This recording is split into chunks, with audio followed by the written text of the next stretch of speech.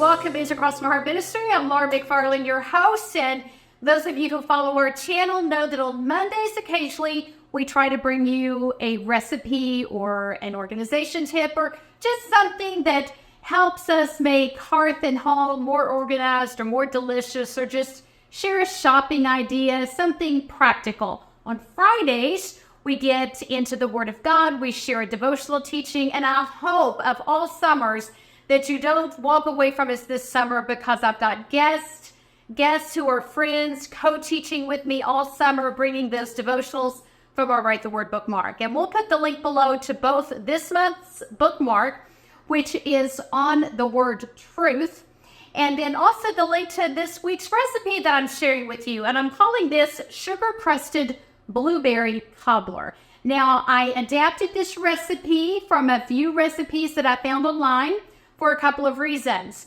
First of all, it is May, and I'm anticipating the coming of June when all those blueberries are going to be ripe, and we're going to go out to the fields and pick them, or do like I do sometimes and just pick them up at the grocery store, hoping to find them on sale for 99 cents or something like that, and just put them in a freezer bag in the freezer. But in anticipation of the blueberries coming, I've been thinking about blueberry recipes, so I wanted to share one. But for today, I wanted to make it easy. So I opted to use frozen fruit instead. That's one thing I did to make it easier, because I just have to dump it and then bake it. I don't have to wash it. I don't have to cut it up, chop it up, whatever. Now, I'm not suggesting that the frozen fruit is as good as what you just pick right fresh from the field, but it will do, especially when you're adding all that sugar and the crust to make it delicious. The second modification I made to the different recipes that I combined is I made this sort of a half cobbler. I wanted it to fit into a 9x9 pan because I'm here with my hubby, and I think I'm going to share dessert with my parents who live near where we are now in Cincinnati. And I just didn't want to have a great big casserole dish full of something laying around to tempt us or to go bad before we could use this. And this is a half cobbler modification, and it's a frozen berry modification. I didn't have a 9x9, so I did the next best thing and checked Google, and a 9-inch diameter round pan is about the same as a 9-inch square pan in terms of volume. So I'm hoping this will work out okay with my recipe that I've sort of made up, modified, whatever. And again, I'm calling it Sugar-Crusted Bumbleberry Cobbler, and you're going to see why in just a few minutes. I've got the oven already preheating to 350 degrees. I'm going to go ahead and spray my baking dish with the non-stick cooking spray, because I'm a girl that doesn't like to have to scrub and scrub to clean up. Well, if I forgot to spray, I wouldn't scrub and scrub anyway. I would just let it soak. It's amazing what water can do, whether it's stained on a floor or stained on a pan. Just let that be a soaker and move on is what I say. I've already measured out my frozen fruit. We're going to use 4 cups of frozen berries. This is a cherry berry blend from Aldi, and I bought it because it was marked down. That was the reason why. This one has a combination of dark sweet cherries, tart cherries, blueberries, and strawberries. So I measured out 4 cups of this, and again, you don't have to do anything as far as chopping or all that.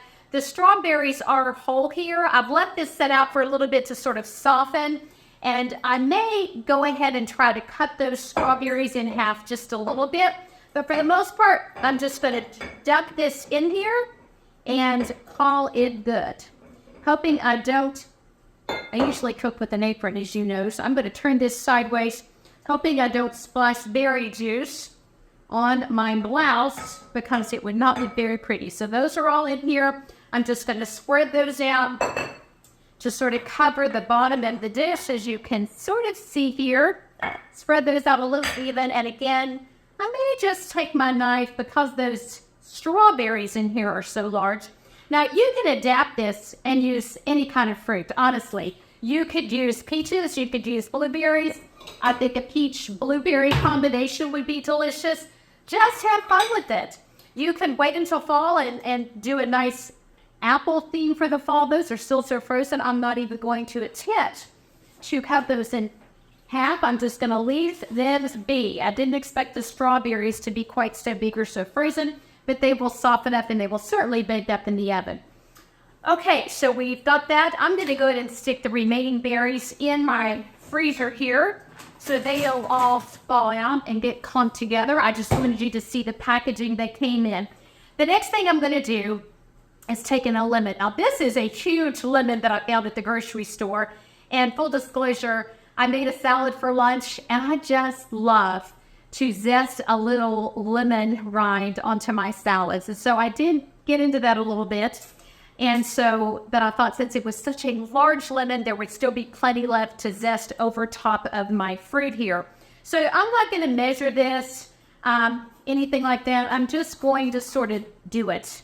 And the lemon just adds such a good little flavor. And when it's the fresh lemon and the fresh lemon juice, I think it's especially delicious. It's just going to add just a little hit of flavor.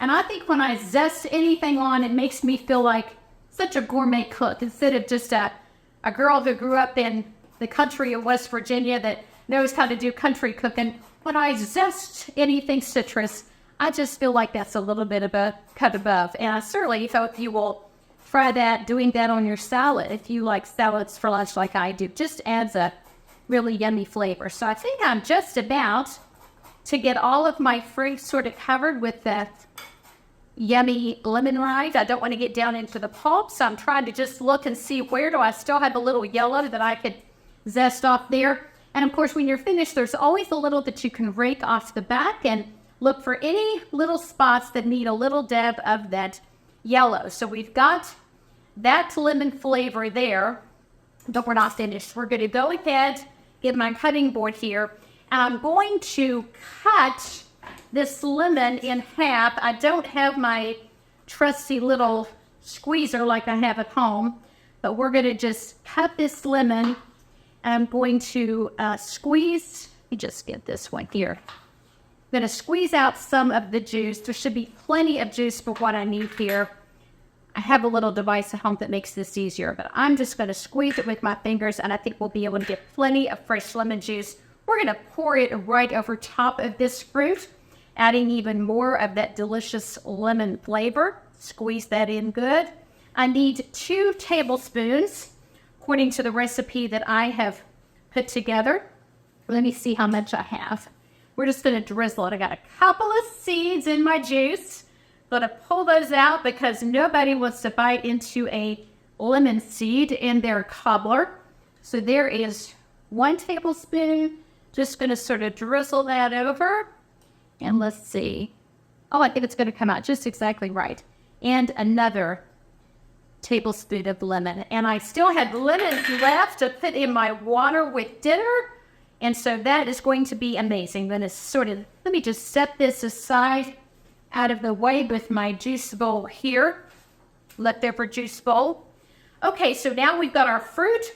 We can set this aside. Next, we're going to work on the crust that goes on top of our berries. Get out my mixer here, which I should have already been doing. I bought this at a garage sale. Isn't it lovely with the avocado as a throwback to my childhood? I just could not resist. Get this put together. I'm going to go ahead and use this same mixing bowl. Just going to mix, rinse out all of the berry juice, so that I have less to wash up. There's no point dirtying another pan for that reason. Here's this. Put this together here. Now we're going to work on the crust. And so the first thing I'm going to do is cream the butter. It calls for 1/4 of a cup or 1/2 a stick of butter. And I have already softened that slightly in the microwave, so it's already a little soft for me. Let me get another spatula here. Get the butter, the softened butter. It was warm and now it's gotten just a little hard, but we're going to get it out of there. It's still quite soft and will work well for our purposes. So we're going to take the butter and we're going to go ahead and cream cream it together with 3/4 of a cup of sugar. Now, the recipe, I'm calling for 1 cup of sugar, but that is divided. So don't forget and dump the whole thing of sugar in there, because we're going to hold back 1/4 of a cup for the top of the crust. And that's where we get the name, the Sugar-Crusted Cobbler, because we're going to add that sugar to the top. So there's 3 cups of sugar, or 3/4 of a cup of sugar, excuse me. So we're going to go ahead and just get this cream together. Because I had already softened the butter, it's going to come together very quickly and very easy. Going to cream this together nicely. So it's nice and smooth. Of course, it's still going to be kind of sandy, gritty, because it is just the sugar in there, that's all mixed. Okay, now let's go ahead and add the rest of the dry ingredients. So we need a cup of flour. I hope you're appreciating how quickly this goes together. It really is an easy recipe. I think I counted 9 ingredients, but still not too bad for a homemade dessert. So there's a cup of flour, and we're going to have 1.5 teaspoons of baking powder. So there's 1 teaspoon, and then I've got a 1/4. I'm just going to do it twice, so that's all I have out. And then we need 3/4 of a teaspoon of salt. And so if you open up the right side of that, if you use self-rising flour, of course, you can leave out the baking powder and the salt, but I never buy that. I always see that in the recipes and think, I don't want to carry one more thing, and I'm not doing as much baking these days as I used to do when I get children at home. So we've got those dry ingredients in there. I'm going to just do this on low speed. Get this mixed in a little bit. And then we're going to wait until this is sort of all mixed together. And you do want to make sure it's mixed, because you want the baking powder and the salt to get evenly mixed in with all that flour. If anyone wants to bite into something and get it bited, just a little mound of baking powder in there first. So that looks like that's done together nice. I'm going to add now on low speed 1/2 cup of milk. And when I'm baking, I would probably prefer to use whole milk or even 2%, but because we drink skim and that's what we have here, that is just what I'm using. It would be richer and creamier, of course, if I used whole milk, but again, just going to use what I have. So I'm going to do this on a low speed, and the low is not very low, but we're going to go with it. I'm just going to slowly incorporate the milk in here. Keep mixing. Mixing. And when it's all mixed in, I'm going to increase the speed until it just gets kind of light and fluffy. So I'm going to increase that up and just mix that pretty well for a few more seconds. See, everything is mixed in nicely. Let me just give that a little rake. I always like to rake down the sides anytime I'm baking something. Get that all mixed in there. Oh, there's the little ding telling me that my oven is ready, right on time, because I am just getting close to needing to put all this in. Put this all mixed together.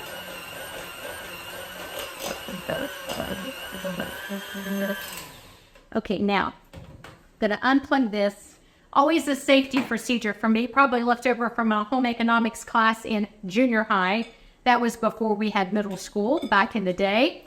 To always unplug those appliances before you start trying to take the beaters out. My home economics teacher would be proud of me. So I'm going to break all this off, set this aside, and now I'm going to bring my lovely fruit back, and I'm just going to drop sort of dollops of the crust ingredients, the dough, on here, just in spots, and then try to spread that out with the back of my spatula to make it even. You want to have it nice and even. You don't want this to be thick. And then the last thing we'll do is Spread it out and then drizzle, spread on the remaining 1/4 cup of sugar that we saved back. That's the reason, remember, that we called it the Sugar-Crusted Cobbler. This is going to be so good. I'm already getting some of the juice there into my dough, but that's okay. Spread this out. Can't wait for you to taste this. Can't wait for you to see how beautiful it is when it's all finished. This all raked out.